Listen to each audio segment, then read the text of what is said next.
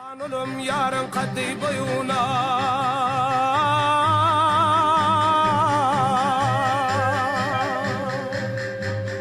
hoş bak oğlum onun ile toyuna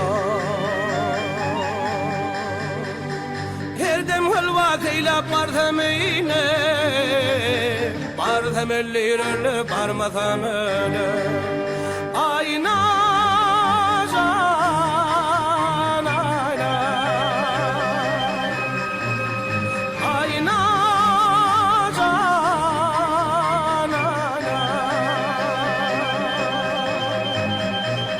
Parmamellir ölür parmatamele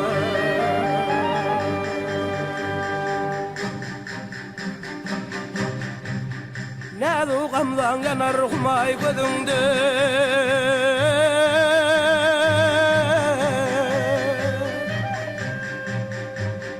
kurban olum şehdi şeker sözünde gah yanağından gah yüzümden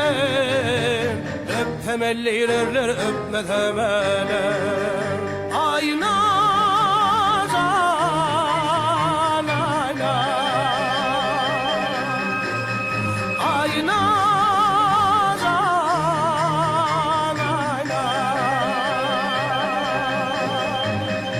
öpmemelliler öpmetemeler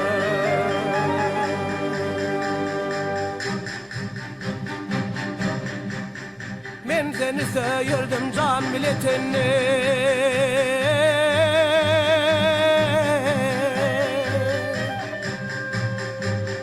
sen beni sevmene korkurdun ille nedik parmağından akşık oludan tutsam ellilerler tutmasam öyle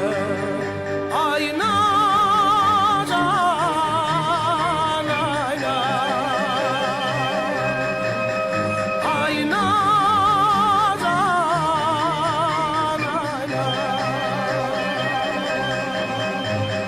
tutsam ellilerler tutmasam öyle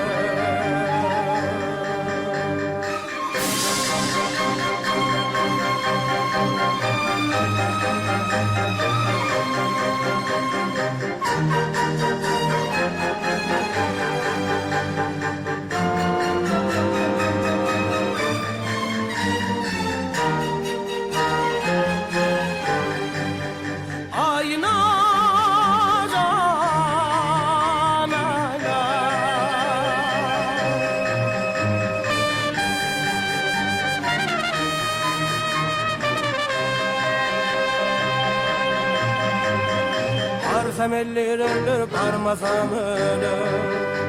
ayna